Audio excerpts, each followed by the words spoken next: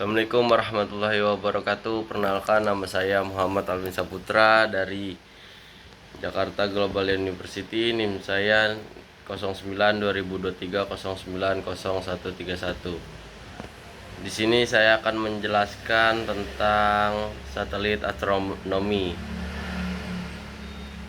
Pengertian satelit astronomi: satelit yang digunakan untuk mengamati objek luar angkasa, beroperasi di luar atmosfer bumi, menghasilkan data lebih akurat dibandingkan teleskop.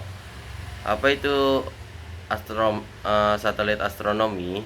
Teleskop raksasa yang diletakkan di orbit bumi atau luar angkasa. Tujuannya mengamati bintang, galaksi, dan lubang hitam tanpa gangguan atmosfer. Analoginya seperti melihat keluar jendela yang bersih dibandingkan melihat dari balik kaca yang berdebu. Mengapa harus di luar angkasa? Hambatan atmosfer bumi menyerap sebagian besar radiasi sinar kali gamma dan inframerah. Polusi cahaya dan cuaca di luar angkasa: tidak ada awan hujan atau lampu kota yang mengganggu pengamatan. Ketajaman gambar hasil foto jauh lebih detail karena cahaya tidak terdistorsi oleh udara. Fungsi utama satelit astronomi adalah mengamati, memantau, dan meneliti benda-benda langit serta fenomena luar angkasa lainnya tanpa gangguan dari atmosfer bumi. Manfaat bagi kita di bumi apa sih? Teknologi sensor kamera atau disebut CMOS di smartphone kita awalnya dikembangkan untuk kebutuhan sensor satelit astronomi. Ilmu pengetahuan: memahami dari mana kita berasal dan kemana arah masa dengan galaksi kita. Impresi: mendorong generasi muda untuk mencintai sains dan teknologi. Klarifikasi berdasarkan spektrum cahaya. Teleskop optik atau disebut Hubble mengamati cahaya tampak seperti mata manusia. Teleskop inframerah atau disebut James Webb melihat panas biru menembus debu kosmik untuk melihat bintang yang baru lahir. Apa sih teleskop sinar kali atau disebut Chandra mengamati objek bersuhu jutaan derajat seperti gas di sekitar lubang hitam. Teleskop luar angkasa atau disebut Hubble, satelit astronomi yang mengorbit rendah di sekitar bumi atau disebut LEO.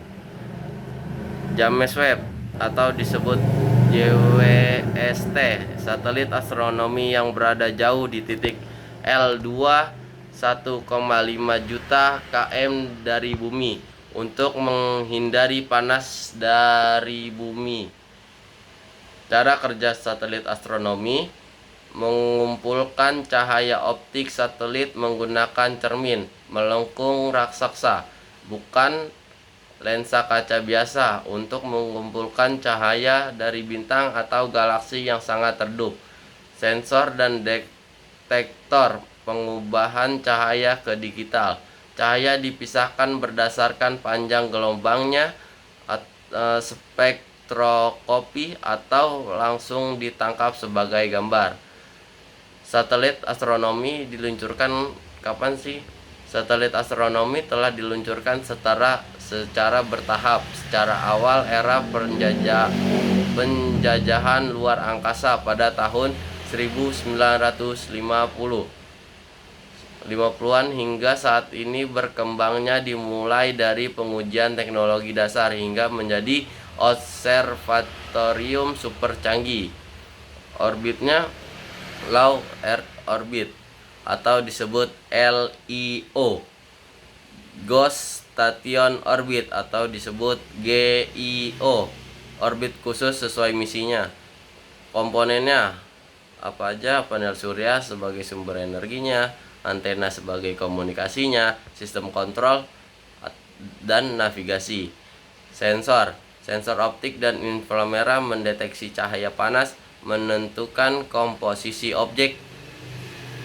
Pengolahan data. Data dikirim ke pusat kontrol, diolah dengan komputer, dianalisis oleh ilmuwan. Kelebihannya apa aja? Tidak terpengaruh atmosfer, data lebih akurat, dapat mengamati objek jauh.